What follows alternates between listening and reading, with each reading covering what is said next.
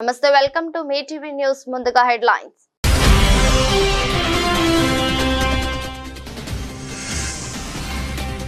America మళ్ళీ paper ballot కు మళ్ళాలి ఆ దేశ ఇంటెలిజెన్స్ చీఫ్ తులసి గబ్బర్డ్ కీలక వ్యాఖ్యలు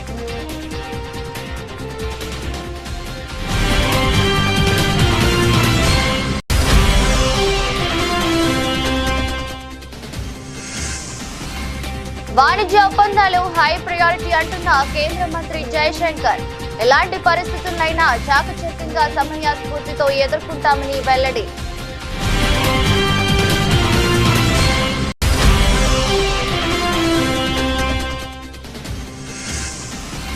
తమిళనాడులో బీజేపీ అన్నాడీఎంకే పొత్తు ప్రకటించిన అమిత్ షా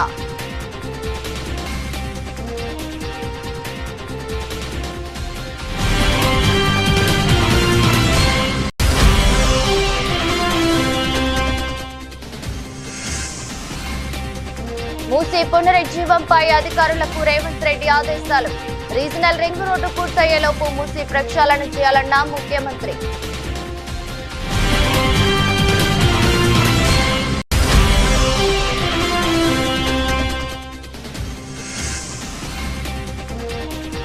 ఒంటమిట్ట సీతారామ కళ్యాణోత్సవంలో సీఎం చంద్రబాబు దంపతులు రాములవారి ఆశీస్సులతో రాష్ట్రాన్ని సుభిక్షంగా మారుస్తారని ప్రతిజ్ఞ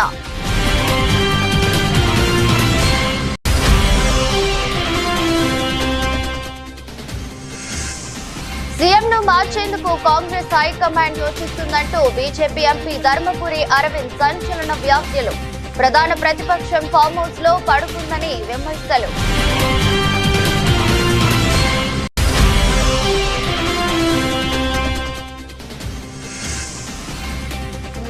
డ్రామాలు ఆడటంలో చంద్రబాబును మించిన వారు లేరు ఏపీ సీఎంపై మాజీ మంత్రి పేర్ని వెంకట్రామయ్య ఫైర్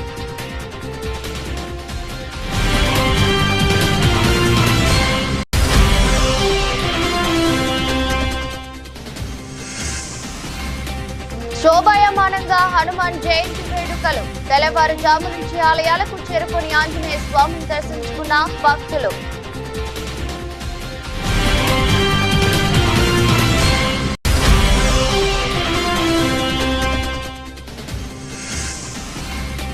వరుసగా రేట్లను పెంచుతున్న కర్ణాటక కాంగ్రెస్ సర్కార్ మండిపడుతున్న పౌరులు ఆందోళనకు సిద్ధమైన విపక్షాలు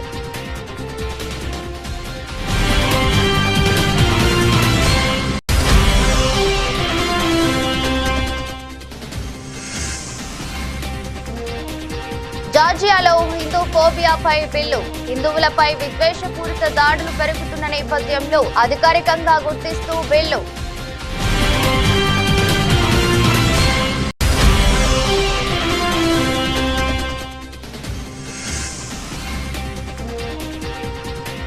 చెన్నై ఘోర పరాజయం 8 వికెట్ల తేడాతో ఓడించిన కేకేఆర్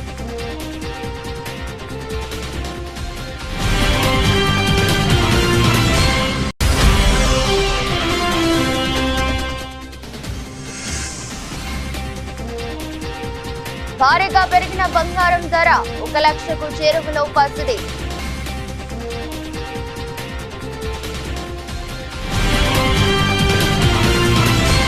ఎలక్ట్రానిక్ ఓటింగ్ యంత్రాలను హ్యాకింగ్ చేయడం చాలా సులభమని మళ్లీ ఎన్నికల్లో బ్యాలెట్ పత్రాలను ఉపయోగించడంపై దేశవ్యాప్తంగా చర్చ జరగాలని America national intelligence director Tulsi గబ్బర్డ్ పిలుపునిచ్చారు. అధ్యక్షుడు డొనాల్డ్ ట్రంప్ పాల్గొన్న కేబినెట్ సమావేశంలో ఆమె వ్యాఖ్యలు చేశారు. ఈవీఎంల భద్రతా లోపాలను ఆధారాలతో సహా ఈ సమావేశంలో నిరూపించారు. 2020 అధ్యక్ష ఎన్నికల సందర్భంగా అప్పటి సైబర్ సెక్యూరిటీ చీఫ్ క్రిస్ క్రేమ్స్ చర్యలపై దర్యాప్తు చేపట్టాలని న్యాయశాఖను ఆదేశిస్తూ పాలనాపరమైన ఉత్తర్వులపై అధ్యక్షుడు ట్రంప్ సంతకం చేసిన మరుసటి రోజే ఈ సంచలన వ్యాఖ్యలు వెలువడటం గమనార్హం. చాలా కాలంగా ఈవీఎంలు హ్యాకర్లకు ఏ విధంగా ఉపయోగపడుతున్నాయో తమ వద్ద ఆధారాలు ఉన్నాయని తులసి గబ్బర్డ్ వెల్లడించారు. పోలైన ఓట్ల ఫలితాలను మార్చడం హ్యాకర్లకు చాలా సులభమని ఆమె అన్నారు. స్పేస్ ఎక్స్ సీఈఓ మస్క్ నిరుడు ఈవీఎంల విశ్వసనీయతపై సందేహం వ్యక్తం చేశారు. ఈవీఎంలను నిర్మూలించాలని కోరారు. The very dangerous and negative consequences of that. I've got a long list of things that we're investigating. We have the best of the best going after this. Election integrity being one of them. We have evidence of how these electronic voting systems have been vulnerable to hackers for a very long time and vulnerable to exploitation to manipulate the results of the votes being cast, which further drives forward your mandate to bring about paper ballots across the country so that voters can have faith in the integrity of our elections. అంతర్జాతీయంగా వాణిజ్య కార్యకలాపాల్లో తలెత్తుతున్న పరిణామాల నేపథ్యంలో భారత్ పూర్తి అప్రమత్తతో ఉందని కేంద్ర విదేశాంగ మంత్రి జయశంకర్ చెప్పారు. ప్రపంచ దేశాలతో వాణిజ్య ఒప్పందాలు హై ప్రయారిటీగా ముందుకు సాగుతున్నామని అమెరికా, యూరోపియన్ యూనియన్ తో వాణిజ్య ఒప్పందాల చర్చలపై జయశంకర్ మాట్లాడుతూ ఈ వ్యాఖ్యలు చేశారు. అత్యవసరానికి సిద్ధంగా ఉన్నామని, ఎలాంటి పరిస్థితులనైనా చాకచక్యంగా సమయాన్ని స్ఫూర్తితో ఎదుర్కొంటామని అన్నారు. ముఖ్యంగా అమెరికా తీసుకున్న కొత్త టారిఫ్ అంశానికి సంబంధించి వాణిజ్య ఒప్పందాన్ని కుదుర్చుకోవడంలో భారత్ ఎప్పుడూ ముందుంటుందని ఆయన తెలిపారు. న్యూఢిల్లీలో గురు, శుక్ర, శనివారాల్లో జరుగుతున్న కార్నెగీ గ్లోబల్ టెక్నాలజీ సమ్మిట్ లో జయశంకర్ మాట్లాడారు. అమెరికా టారిఫ్స్ విషయంలో అనుసరిస్తున్న వైఖరి క్రితం ఉన్న దానికంటే చాలా భిన్నంగా ఉండటం వలన భారతదేశ వాణిజ్య ఒప్పందాలు చాలా సవాలుగా కూడుకున్నాయని ఆయన అన్నారు. చైనాతోనూ భారత్ కు సత్సంబంధాలే ఉన్నాయని, ఇరు దేశాలతో చాలా సంబంధం కలిగి ఉన్నామని ఆయన తెలిపారు. Look, I think it can, because even where the other T is concerned, do recall that, I mean, within a month of the change in administration, we actually have conceptually an agreement that we will do a bilateral trade agreement, that we will find a fix which will work for both of us, because we have our concerns too. And it's not an open-ended process, because that's often the frustration of trade negotiations. You know, we did 4 years of talking in the first Trump administration. You know, they have their view of us, and frankly we have our view of them. The bottom line is that a deal didn't get done. So if you look at the EU, I mean, you know, often people say we've been negotiating for 23 years, which is not entirely true, because we had big blocks of time when nobody was even talking to somebody else. But they have tended to be very protracted processes. This time around, we are certainly geared up for a very high degree of I would say urgency. I mean, we see a window here. We want to seize that window. You know, so our trade teams are ready. You know, they're really charged up, and we have really, when I look at the trade teams, I mean, it's not my direct remit, but we have a lot to do with each other. తమిళనాడులో అన్నా DMK BJP పొత్తు ఖరారు అయింది. వచ్చే ఏడాది జరగనున్న assembly ఎన్నికల్లో ఈ రెండు పార్టీలు కలిసి పోటీ చేయనున్నాయి. ఈ మేరకు కేంద్ర మంత్రి అమిత్ షా అధికారిక ప్రకటన చేశారు. పళనిస్వామి నాయకత్వంలోనే అన్నా డీఎంకే ఎన్నికలకు వెళ్తుందని ఆయన స్పష్టం చేశారు. అన్నా డీఎంకే అధినేత పళనిస్వామి బీజేపీ రాష్ట్ర అధ్యక్షుడు అన్నామలైతో కలిసి చెన్నైలో అమిత్ షా విలేకరుల సమావేశం నిర్వహించారు. 1998లో అప్పటి ముఖ్యమంత్రి జయలలిత నేతృత్వంలో బీజేపీ అన్నా డీఎంకే కూటమిగా ఏర్పడి లోక్సభ ఎన్నికల్లో ఘన విజయం సాధించిన విషయాన్ని ఆయన గుర్తు చేశారు. ఈ పొత్తు కోసం అన్నా డీఎంకే ఎలాంటి షరతులు, డిమాండ్లు పెట్టలేదని అమిత్ షా తెలిపారు. అన్నా డీఎంకే అంతర్గత వ్యవహారాల్లో బీజేపీ జోక్యం చేసుకోదని స్పష్టం చేశారు. ఈ పొత్తు రెండు పార్టీలకు లాభదాయకమని ఆయన అభిప్రాయపడ్డారు. సీట్ల కేటాయింపు వంటి అంశాలను త్వరలో నిర్ణయిస్తామని వెల్లడించారు. స్టాలిన్ ప్రభుత్వం అన్ని రంగాల్లోనూ విఫలమైందని, ప్రజల దృష్టిని మరల్చేందుకు సనాతన ధర్మం, త్రిభాషా విధానం వంటి అంశాలను తెరపైకి తెస్తుందని అమిత్ షా విమర్శించారు. देर इसीलिए लगी है कि गठबंधन अब परमानेंट रहने वाला है, इसमें कभी कोई दिक्कत नहीं आएगी, जरा भी नहीं। हम तमिल भाषा, तमिल संस्कृति और तमिल जनता का भारतीय जनता पार्टी गौरव भी करती है और सम्मान भी करती है। जिन्होंने महान तमिल परंपरा से सेंगोल को संसद के अंदर प्रस्तावित किया, डीएमके ने कभी मांग नहीं की। आज एक और अच्छा समाचार लेने के लिए आप सबको यहां निमंत्रित किया है। आज एआईडीएमके और भारतीय जनता पार्टी के नेताओं ने मिलकर तय किया है कि आने वाला तमिलनाडु विधानसभा चुनाव एआईडीएमके, भारतीय जनता पार्टी और सभी साथी दल मिलकर एनडीए के नाते लड़ेंगे। మూసీ పునరుజ్జీవంపై తెలంగాణ ముఖ్యమంత్రి రేవంత్ రెడ్డి అధికారులకు కీలక ఆదేశాలు జారీ చేశారు. రీజనల్ రింగ్ రోడ్డు పూర్తయ్యేలోపు మూసీ ప్రక్షాళన పూర్తి చేయాలని అన్నారు. హైదరాబాద్ బంజారాహిల్స్ లోని కమాండ్ కంట్రోల్ సెంటర్ లో అధికారులతో ముఖ్యమంత్రి సమీక్ష నిర్వహించారు. ప్రభుత్వ సలహాదారులు వేం నరేందర్ రెడ్డి, శ్రీనివాసరాజు, పలువురు ఉన్నతాధికారులు ఈ సమావేశానికి హాజరయ్యారు. ఇప్పటి వరకు పనులు ఎంతవరకు వచ్చాయనే విషయాన్ని అధికారులను అడిగి తెలుసుకున్నారు. ఇంకా మిగిలి ఉన్న పనులపై ఆరా తీశారు. రాష్ట్రంలో జాతీయ రహదారుల నిర్మాణంపై కూడా అధికారులతో సమీక్ష నిర్వహించారు. ఆంధ్రప్రదేశ్ రాష్ట్రాన్ని శ్రీరాముని ఆదర్శాలతో పాలించి రామరాజ్యంగా తీర్చిదిద్దడమే తన ధ్యేయమని ముఖ్యమంత్రి చంద్రబాబు నాయుడు స్పష్టం చేశారు. ఒంటిమిట్టలోని శ్రీ కోదండరామస్వామి వారి కళ్యాణోత్సవంలో పాల్గొన్న ఆయన రాములు వారి ఆశీస్సులతో రాష్ట్రాన్ని సుభిక్షంగా మారుస్తానని ప్రతిజ్ఞ చేశారు.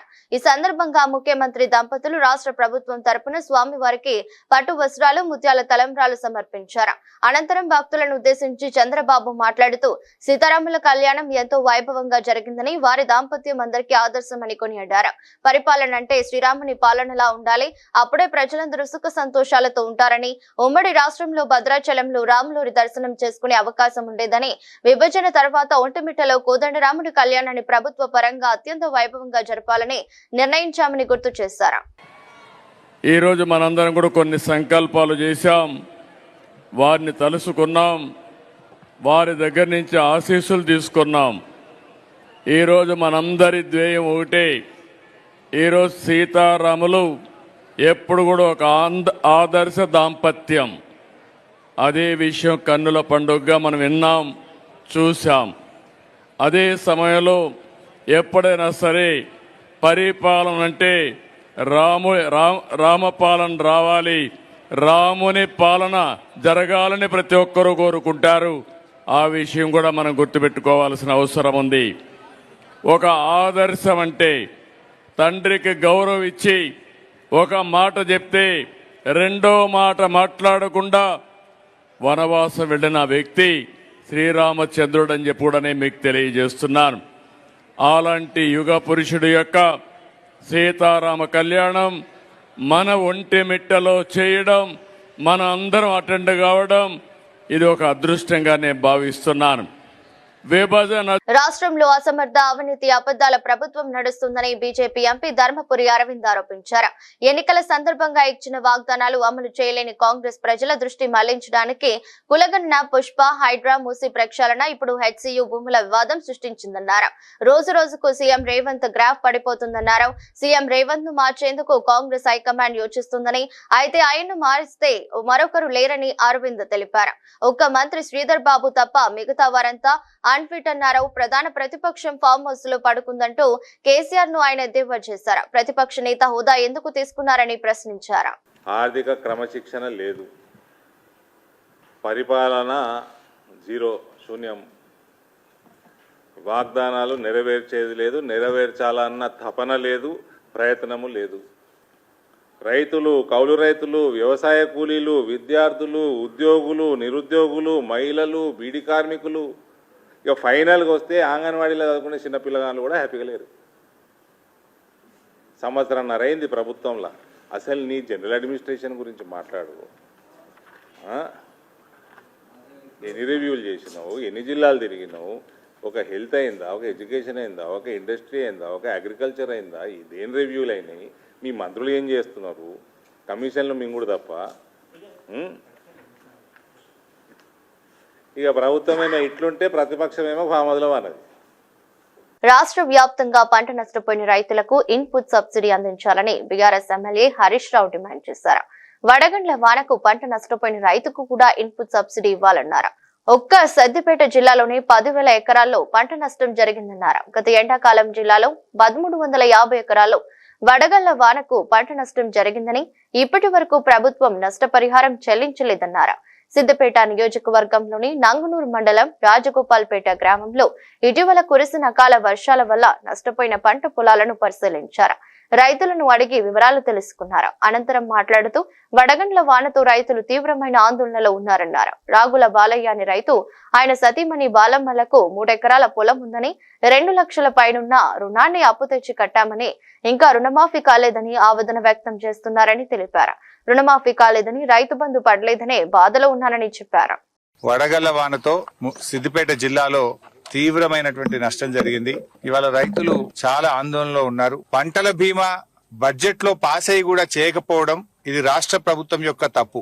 అందువల్ల పంటల బీమా కింద రైతులకు ఏ రకమైన సాయం అయితే అందుతుందో ఆ రకంగా ఎకరానికి 25,000 రూపాయల ఆర్థిక సహాయం చేసి రైతులందరినీ కూడా ఆదుకోవాలని చెప్పి ఈ రోజు నేను ప్రభుత్వాన్ని డిమాండ్ చేస్తా ఉన్నా. ఇక్కడ ఏ రైతుని అడిగినా రుణమాఫీ కాలేదని చెప్తా ఉన్నారు. అంటే కేవలం ఒక 40 పైసలు రుణమాఫీ అయింది, 60 పైసల మందికి ఇంకా రుణమాఫీ కాలేదు. రైతు బంధు గురించి మాట్లాడిస్తే ఆటాన మందికి కూడా రైతు బంధు పడలేదు, ఇంకా ఆటాన మందికి రైతు బంధు డబ్బులే రానటువంటి పరిస్థితి ఉన్నది. అంటే ఈ రకంగా ప్రభుత్వం మాటలు ఎక్కువ, రేవంత్ రెడ్డికి చేతలు తక్కువ. అయ్యా బట్టి విక్రమార్క గారు, రండి మా సిద్దిపేటలో ఏ ఊరికి పోదామో రండి, లేదు నీ మధిర నియోజకవర్గంలో ఏ ఊరికి రమ్మంటే వస్తా, అందరికీ రుణమాఫీ అయితే నేను ముక్కు నేలకు రాస్తా, నువ్వు రాస్తావా అని అడిగిన. అసెంబ్లీలో కూర్చొని మాట్లాడుతుండ్రు తప్ప ఇలా గ్రామాల్లోకి వచ్చి మీరు మాట్లాడతలేరు. పాపం మా రైతుల పరిస్థితి ఏంది? ఇప్పుడు ఇక్కడ పెద్ద ఆయన కొంతం నర్సయ్య ఇలా మాట్లాడిస్తే పాపం వాళ్ళ రైతులు నాకు రైతు బంధు పడలేదు, రుణమాఫీ కాలేదు, దాని సోపతికి ఇప్పుడు వడగళ్ల వాన పడి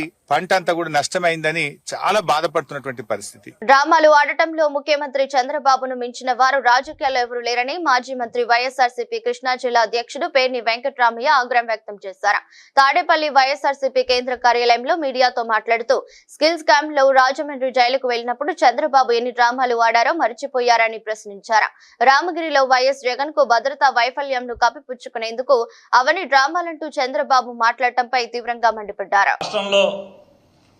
శాంతి భద్రతల్ని గాడిలో పెట్టకపోతే భస్మాసుర హస్తంలాగా ఖచ్చితంగా మీ నెత్తిన మీరే చేతులు పెట్టుకున్న సామెత అన్న పురాణ చరిత్ర పునరావృతమవుతుందనేది మదిలో గట్టిగా పెట్టుకోమని చెప్పని హెచ్చరిక చేస్తూ, అలాగే కేంద్ర ప్రభుత్వాన్ని కూడా డిమాండ్ చేస్తున్నాం. ఎవరెవరో పంచాయతీ సర్పంచ్ స్థాయి లేనటువంటి వ్యక్తులకు కూడా మీరు కేంద్ర బలగాలతో భద్రత కల్పించినటువంటి మీరు ఇవాళ ఉన్నటువంటి దౌర్భాగ్య ప్రభుత్వం ఏలుబడి చూస్తున్నాం మనం. ఈ స్థితిలో ఉన్నటువంటి ఈ రాష్ట్రంలో ఒక రాష్ట్రానికి 5 సంవత్సరాలు ముఖ్యమంత్రి చేసి ప్రజానాయకుడిగా కోట్ల మంది ప్రజల్లో అభిమానం పొందినటువంటి జగన్మోహన్ రెడ్డి గారి ప్రాణాలకి రక్షణ కరువయ్యే పరిస్థితులు ఉన్నాయి. కాబట్టి ఖచ్చితంగా కేంద్ర బలగాలతో రక్షణ కల్పించాలనే బాధ్యతను తీసుకోమని చెప్పని కేంద్ర ప్రభుత్వాన్ని కోరుకుంటూ, డిమాండ్ చేస్తూ ఇటువంటి దుర్మార్గమైన ఆలోచనలు కట్టిపెట్టమని చెప్పని కూటమి ప్రభుత్వానికి హెచ్చరిక చేస్తున్నారు. హోంమంత్రి అనిత గారు జగన్మోహన్ రెడ్డి గారి మానసిక స్థితి బాగాలేదు, అందుకనే పోలీసులు బట్టలు ఉడదీస్తానని చెప్పాను. ఈ మంత్రి గారి సంస్కారం గురించే మనం మాట్లాడుకుంటే ఆవిడ ఎంత పెద్ద సంస్కారవంతురాలంటే, ఆవిడ తెలుగుదేశం పార్టీకి మహిళా అధ్యక్షురాలుగా ఉండి ఆ వీడియో ప్లే చేస్తే బాగుంటుందో చూడొచ్చో చూడకూడదో నాకు తెలియదు. ఆవిడ మాట్లాడారు, ఆ వీడియో నా దగ్గర ఉంది. ఆవిడ మాట్లాడారు. ఈ వైఎస్ఆర్ కాంగ్రెస్ పార్టీ వాళ్ళందరూ అండి. హనుమాన్ జయంతి సందర్భంగా ఆలయాలు ముస్తాబయ్యాయి. విద్యుత్ దీపాలతో శోభయామానంగా వెలుగుతున్నాయి. శనివారం తెల్లవారుజాము నుంచే భక్తులు హనుమాన్ ఆలయాలకు చేరుకుని స్వామిని దర్శించుకుని ప్రత్యేక పూజలు చేస్తున్నారు. కాగా గ్రేటర్ హైదరాబాద్ లోని అన్ని ప్రాంతాల్లోనూ వీర హనుమాన్ శోభయాత్రలు జరగనున్నాయి. హిందూ బంధువులు ఎంతో భక్తి శ్రద్ధలతో జరుపుకునే పండుగల్లో హనుమాన్ జయంతి కూడా ఒకటే. రామ భక్తుడిని మనసారా పూజిస్తే అన్ని రకాలుగా మంచి జరుగుతుందని భక్తుల నమ్మకం. జై బోలో హనుమాన్ కి జై శ్రీరామ్ అంటూ భక్తుల ఆధ్యాత్మిక నాదాలు యువత ఉత్సాహంతో శనివారం నిర్వహించే హనుమాన్ జయంతికి పోలీసులు భారీ బందోబస్తు ఏర్పాటు చేశారు. వేడుకల్లో భాగంగా నిర్వహించే శోభయాత్రలు ఎక్కడా ఎలాంటి అవాంఛనీయ ఘటనలు చోటు చేసుకోకుండా తనిఖీలు చేస్తున్నారు. సమస్యాత్మక ప్రాంతాల్లో ప్రత్యేకంగా పికెటింగ్ ఏర్పాటు చేశారు. ముఖ్యంగా పశ్చిమ మండలం పరిధిలోని సమస్యాత్మక ప్రాంతాలను గుర్తించిన అధికారులు ఆయా ప్రాంతాల్లో శాంతి భద్రతలకు ఎలాంటి ఆటంకం కలగకుండా ముందస్తు జాగ్రత్తలు తీసుకుంటున్నారు. ఎడాపెడా హామీలిచ్చి కర్ణాటకలో అధికారంలోకి వచ్చిన కాంగ్రెస్ రెండేళ్లు కూడా పూర్తి కాకముందే ప్రజాగ్రహాన్ని మూటగట్టుకుంటుందన్నది. ఆల్కహాల్ నుంచి వాటర్ ఛార్జీల వరకు అన్నిటి రేట్లను ఎడాపెడా పెంచేసి సామాన్యుల నడ్డి విరుస్తుందని, ఈ ధరల భారానికి వ్యతిరేకంగా రాష్ట్ర వ్యాప్తంగా ఆందోళన నిర్వహించేందుకు విపక్ష బీజేపీ, జేడీలు సిద్ధమవుతున్నాయి. 2023 మేలో జరిగిన ఎన్నికల్లో కర్ణాటక ప్రజలు కాంగ్రెస్ కు 135 సీట్లతో పూర్తి మెజారిటీలో అధికారాన్ని అప్పగించారు. ఈ రెండేళ్ల వ్యవధిలో సిద్ధు సర్కార్ డీజిల్, విద్యుత్, మెట్రో ఆర్టీసీ, ప్రైవేట్ బస్ ఛార్జీలు, పాలు, పెరుగు, నీటి బిల్లు, ఆఖరికి చెత్త ఛార్జీలు కూడా దారుణంగా పెంచేసి ప్రజలపై అదనపు భారం వేసింది. ఇప్పటికే ద్రవ్యోల్బణం కారణంగా కింద మీద పడుతున్న పేద, మధ్యతరగతి ప్రజలు ఈ పెంచిన ధరలను తట్టుకోలేకపోతున్నారు.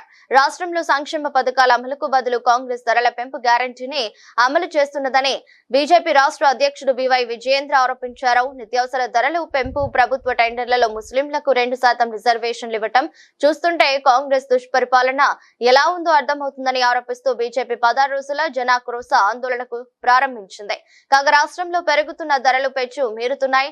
అవినీతిని నిరసిస్తూ ఇక చాలు కాంగ్రెస్ పేరుతో ఈ నెల 12న బెంగళూరు ఫ్రీడమ్ పార్క్ వద్ద ఆందోళన నిర్వహించనున్నట్టు జేడీఎస్ నేత, కేంద్ర మంత్రి హెచ్డి కుమారస్వామి తెలిపారు. హిందువులపై విద్వేషపూరిత దాడులు పెరుగుతున్న నేపథ్యంలో హిందూ ఫోబియాను అధికారికంగా గుర్తిస్తూ ఓ బిల్లును అమెరికాలోని జార్జియా స్టేట్ ప్రవేశపెట్టింది. దీంతో హిందూ ఫోబియాను గుర్తించిన తొలి అమెరికా రాష్ట్రంగా జార్జియా నిలిచింది. ఈ బిల్లుకు ఆమోదం లభించి చట్టంగా మారితే జార్జియా పీనల్ కోడ్ ను సవరిస్తారు. అనంతరం దర్యాప్తు సంస్థలు హిందూ ఫోబియా, హిందువుల పట్ల వివక్ష, విద్వేషపూరిత నేరాలపై చర్యలు చేపట్టడానికి వీలవుతుంది. జార్జియా జనరల్ అసెంబ్లీలో ఈ నెల 4న ప్రవేశపెట్టిన ఈ బిల్లుకు స్పాన్సర్లుగా డెమోక్రాట్లు, రిపబ్లికన్లు ఉన్నారు. Coalition of Hindus of north America స్పందిస్తూ ఈ బిల్లుకు మద్దతిచ్చిన వారందరికీ ధన్యవాదాలు తెలిపారు. Hey everyone, I'm Georgia State Senator Sean Still.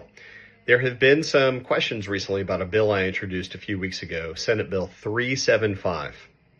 This bill is the first of its kind in Georgia and possibly the entire country, which adds Hindu phobia to the list of hate crimes to our criminal code. That means if someone commits an illegal act against a Hindu on the basis of their faith, there are enhanced penalties for committing this crime. The creation of this bill is the result of numerous conversations with my friends Rajiv Menon and organizations like Kona, Hindu PAC of Georgia, and others who have taken the time to educate me on why this is so important.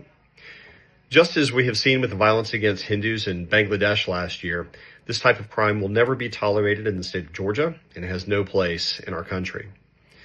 Over the past few years, we've seen a marked increase in anti-Hindu hate across the country. In 2021, just 4 years ago, I was shocked to see anti-Hindu dot buster signs in Forsyth County in Georgia. And since then, the Hindu community has seen a number of its temples vandalized in states like California and New York.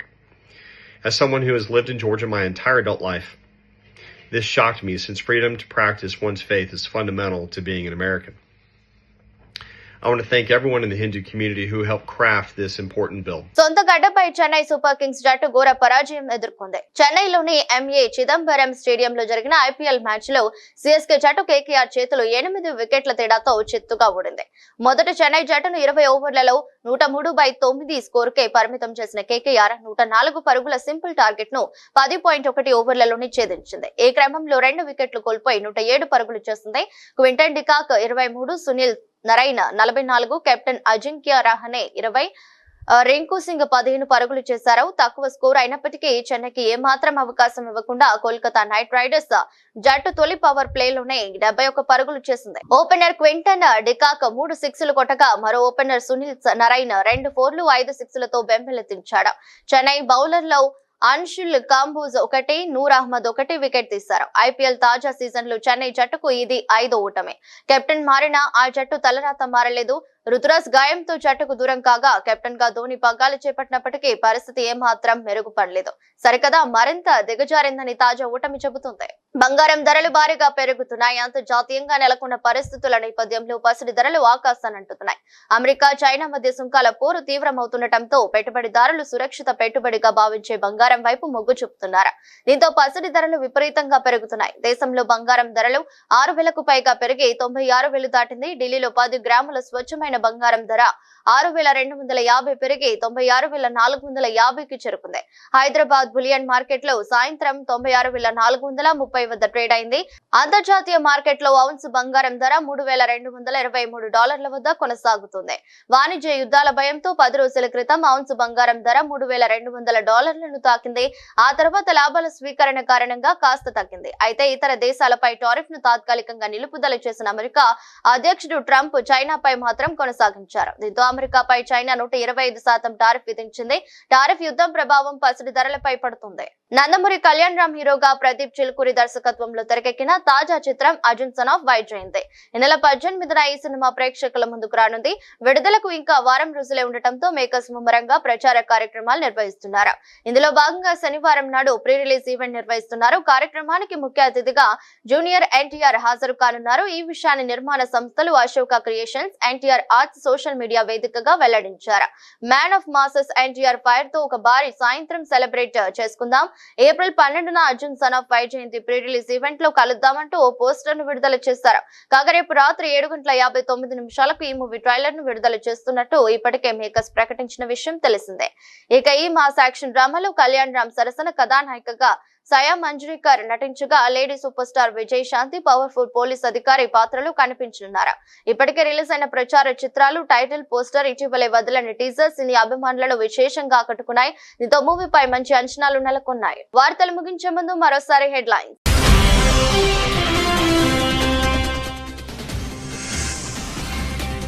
America మళ్లీ paper ballot కు మళ్లాలి. ఆ దేశ intelligence chief తులసి గబ్బర్డ్ కీలక వ్యాఖ్యలు.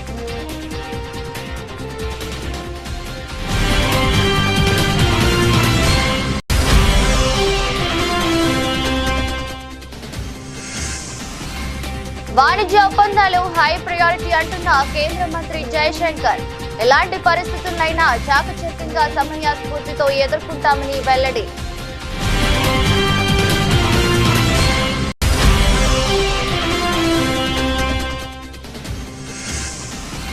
తమిళనాడులో BJP AIADMK పొత్తు ప్రకటించిన అమిత్ షా.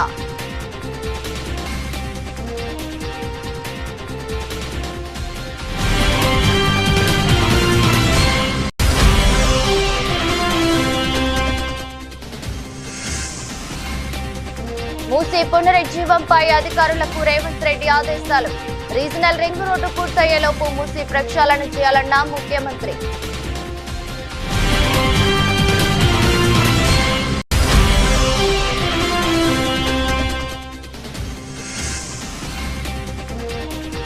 ఒంటిమిట్ట సీతారామ కళ్యాణోత్సవంలో సీఎం చంద్రబాబు దంపతులు రాములవారి ఆశీస్సులతో రాష్ట్రాన్ని సుభిక్షంగా మారుస్తారని ప్రతిజ్ఞ.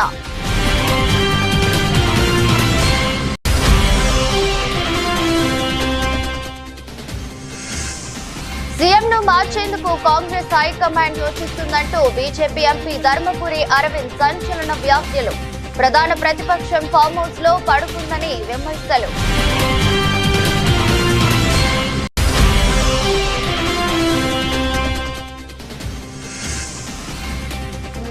డ్రామాలు ఆడటంలో చంద్రబాబును మించిన వారు లేరు. ఏపీ సీఎంపై మాజీ మంత్రి పేర్ని వెంకట్రామయ్య ఫైర్.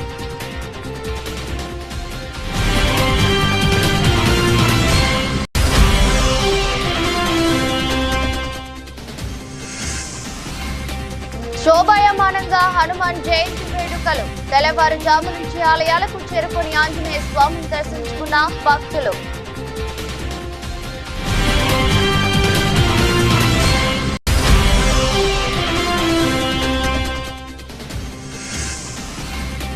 వరుసగా రేట్లను పెంచుతున్న కర్ణాటక కాంగ్రెస్ సర్కార్. మండిపడుతున్న పౌరులు, ఆందోళనకు సిద్ధమైన విపక్షాలు.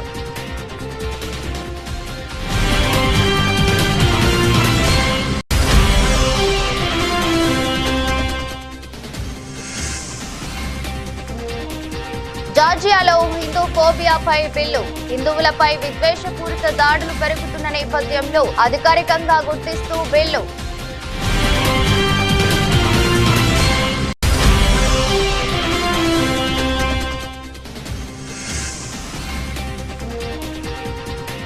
చెన్నై ఘోర పరాజయం. 8 వికెట్ల తేడాతో ఓడించిన కేకేఆర్.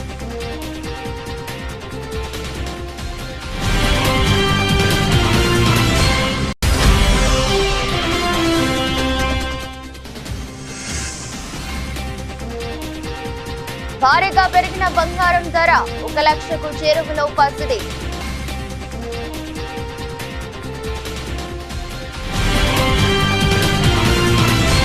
ఇది బులెటిన్. మరో బులెటిన్లో మళ్ళీ కలుద్దాం.